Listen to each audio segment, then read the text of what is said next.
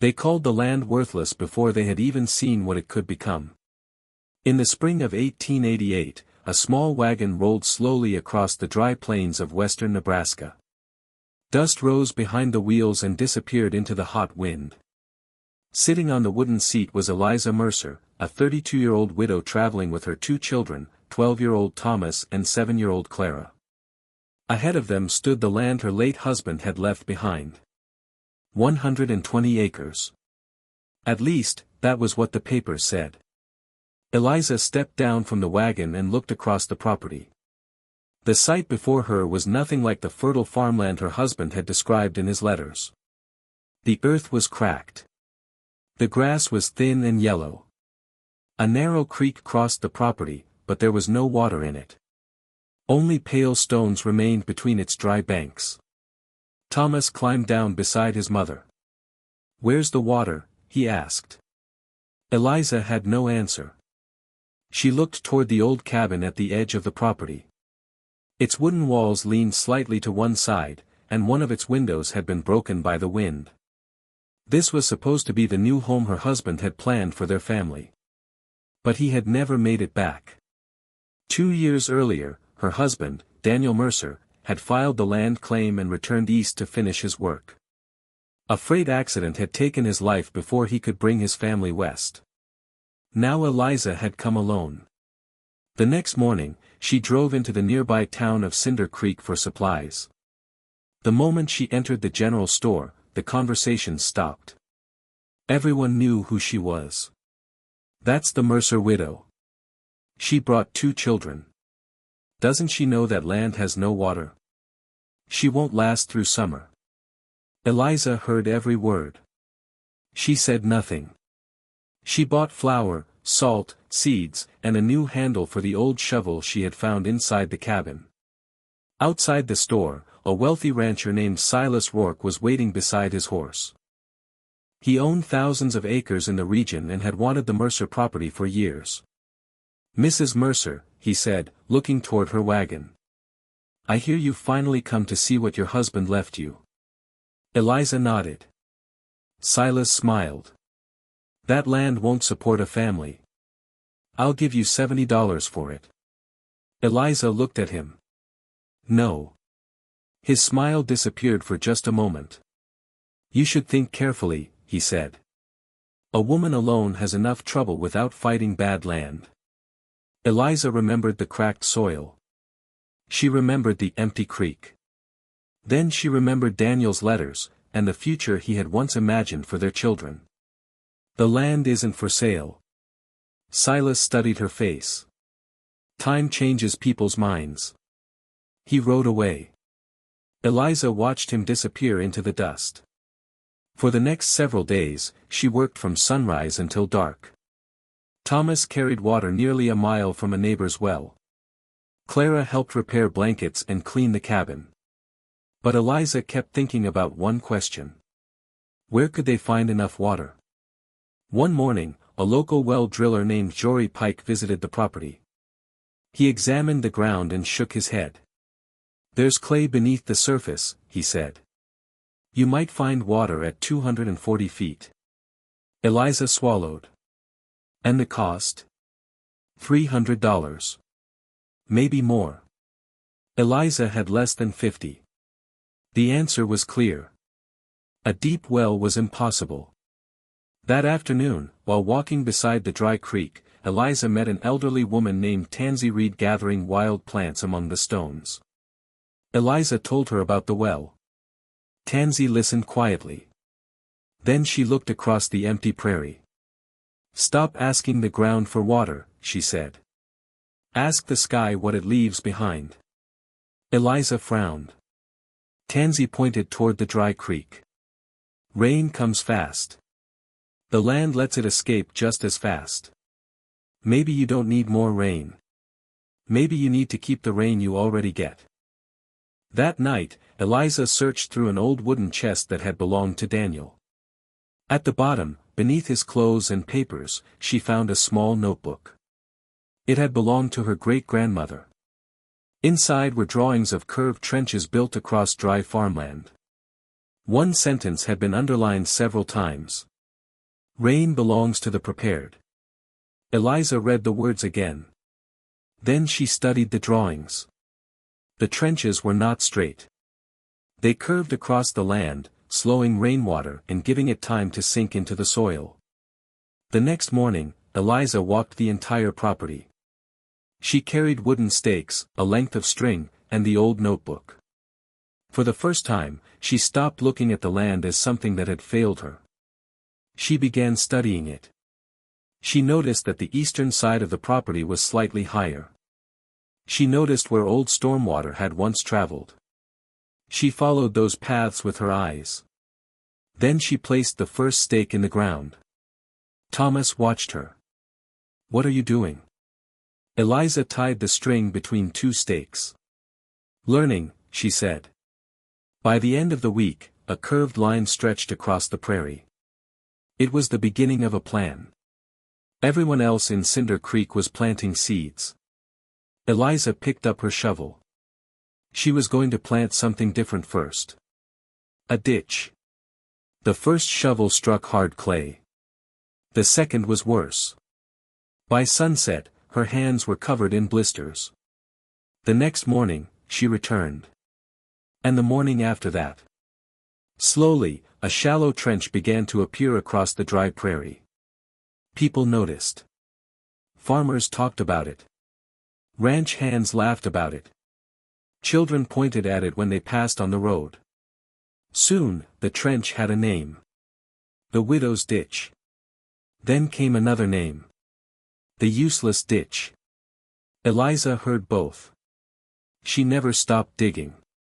Because while everyone else was preparing for spring, Eliza was preparing for the summer everyone else believed would never come. By the final week of May, the curved trench stretched across the Mercer property. It was not deep. It was not beautiful. But it was exactly where Eliza had planned it. The soil she removed had been piled along the downhill side, forming a low barrier that would slow water whenever rain finally came. Thomas had recorded every measurement in the old notebook. Clara carried stones away from the deepest sections. Eliza worked until her hands hurt too much to close. Then, one afternoon, the sky changed. Dark clouds gathered over Cinder Creek. The wind grew stronger. And before sunset, rain began falling across the prairie. Eliza stood outside the cabin and watched the water strike the dry ground. For hours, the storm continued. When morning came, she walked quickly toward the ditch. For the first time, it was full. Water stretched along the curved trench, exactly as she had imagined. Eliza smiled. Then she saw the western end. The barrier had broken. A powerful stream of water had pushed through one section and carved a channel down the slope. Thomas stood beside her. Did it fail? Eliza looked carefully at the damage. No, she said. She followed the path of the water with her eyes. The ditch worked. Thomas looked confused. Then why did it break? Because I didn't give the water anywhere to go. For the next several days, Eliza repaired the damaged section. Then she built something new. A narrow spillway. If too much water entered the ditch, the excess would now have a controlled path away from the trench. The next rain came 2 weeks later. This time, the water rose. It filled the curved trench. Then it reached the spillway. The excess flowed away safely. Nothing collapsed. Nothing washed out. Eliza had finally learned how the land wanted the water to move. But the real surprise came later. After the storm passed, the surface of the ground dried quickly beneath the summer sun. Anyone passing by would have thought the rain had disappeared. But Eliza tested the soil. Just beneath the dry surface, the earth remained cool and dark. The water had not vanished. It had moved underground. Then, one morning, Eliza noticed something strange. The lowest section of the trench still held water. She walked closer. The pool had become smaller, but it had not disappeared. Eliza knelt beside it and pushed her fingers into the muddy bottom. Then she stopped. Clear water was rising from beneath the earth. Slowly. Steadily. Cold enough to make her hands ache. She called Thomas. He stared at the water. Where is that coming from? Eliza looked toward the curved trench. She finally understood. The ditch had slowed the rain. The water had soaked into the ground. And beneath the lowest part of the property, it had reached a shallow underground seam. The trench had done more than collect rain. It had awakened a hidden source of water. The useless ditch was no longer useless. It had become a lifeline. But Eliza still had another problem. She had spent the entire spring digging.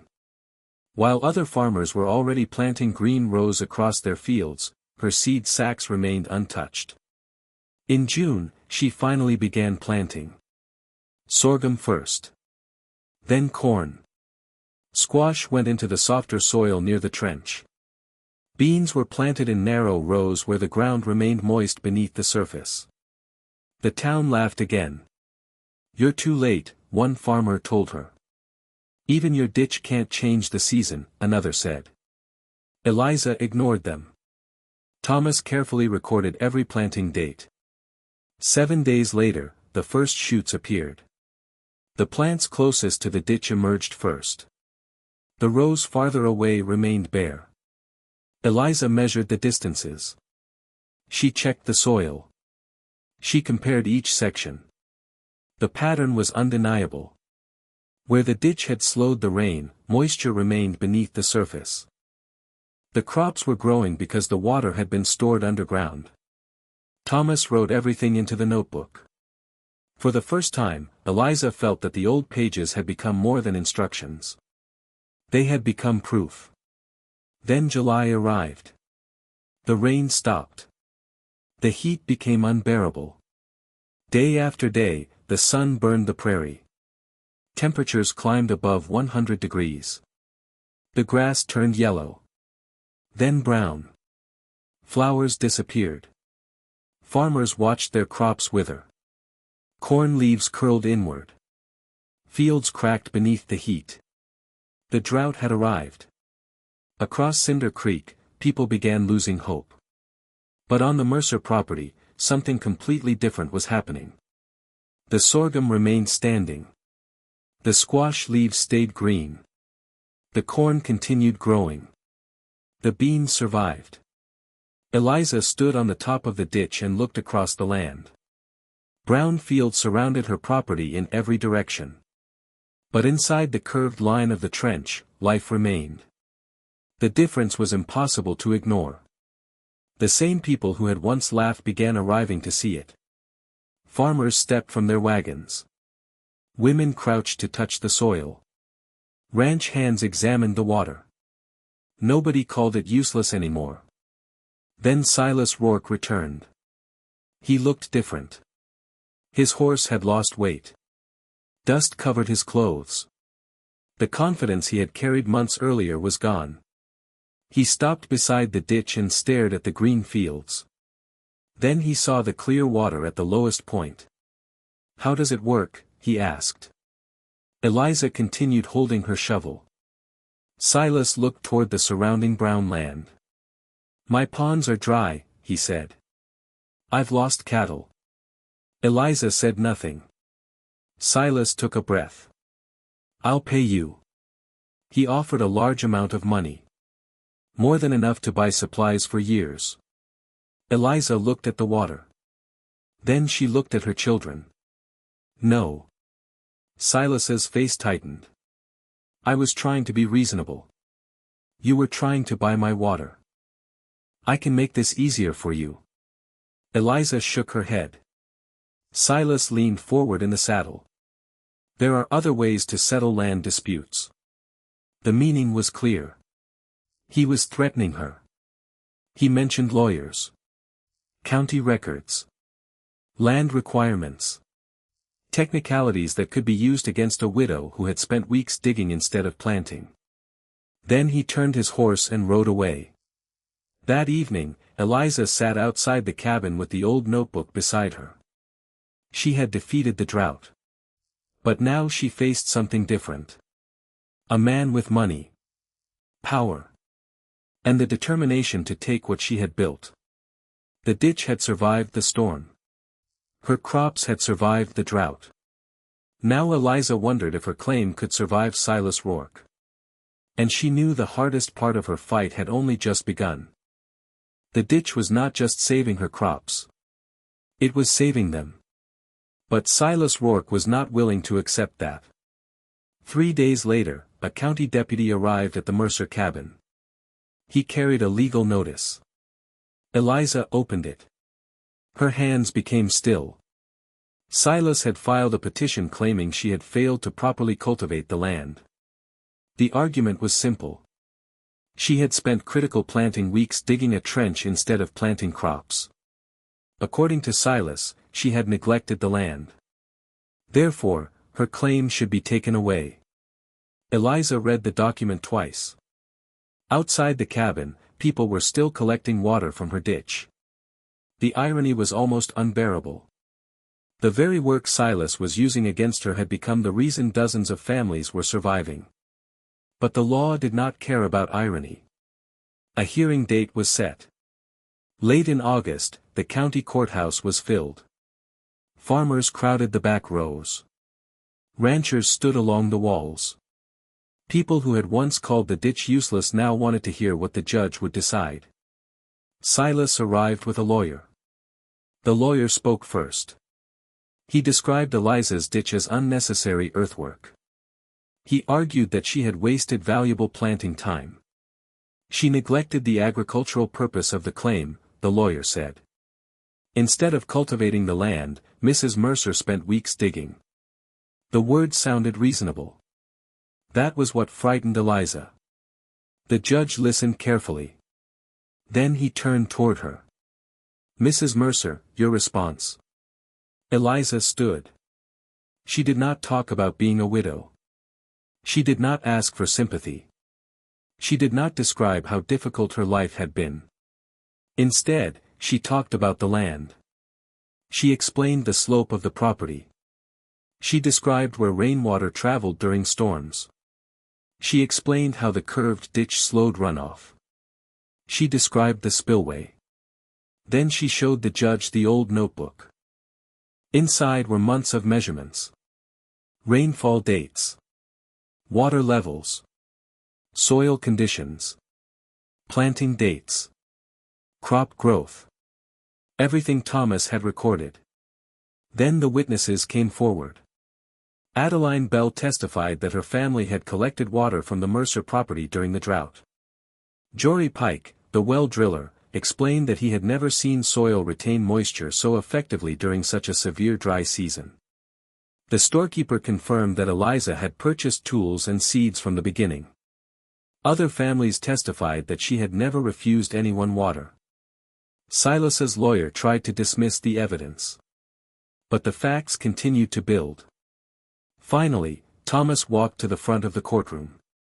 The boy carried the notebook in both hands. He placed it on the judge's desk. The room became silent. Judge Reeves opened the pages. He read the measurements. Then he compared them with the testimony. He studied the records for a long time. Finally, he closed the notebook. His eyes moved toward Eliza.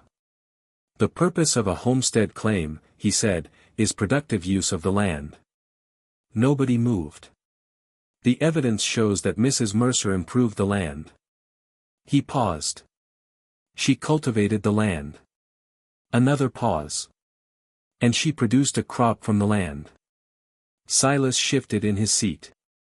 Then the judge delivered the words that would be remembered for years. Preparing land is not abandoning land. The petition was dismissed. Eliza kept her property. Silas had lost. But the story did not end inside the courthouse. Autumn arrived several weeks later. The first rain came quietly. It was not a powerful storm. It did not flood the roads. It simply fell steadily across the prairie. When the rain reached the Mercer property, the curved ditch filled. The water slowed. Some flowed toward the spillway. The rest disappeared gradually into the earth. And this time, farmers across Cinder Creek were watching. Within months, new curved trenches appeared across the surrounding fields. Farmers who had once laughed at Eliza began building their own. They had learned what she had discovered. The land had never been worthless. They simply had not understood it. Years passed. Thomas grew into a man. Clara kept the old notebook safe. And the original ditch remained across the Mercer property. One spring morning, Eliza stood beside it and watched rainwater move slowly through the channel. Beyond her land, similar curves stretched across the prairie. The idea had traveled farther than she ever had. People no longer remembered who had first laughed at the ditch. They no longer remembered Silas's threats. They remembered the water. They remembered the families who survived the drought. And they remembered the widow who had refused to give up when everyone else had already decided she would fail. The ditch had once been called useless. But when the prairie was dying, it became the place where people came for life. And in the end, Eliza learned something the drought had taught her from the beginning. Sometimes the land does not need to be conquered. Sometimes it only needs someone patient enough to listen.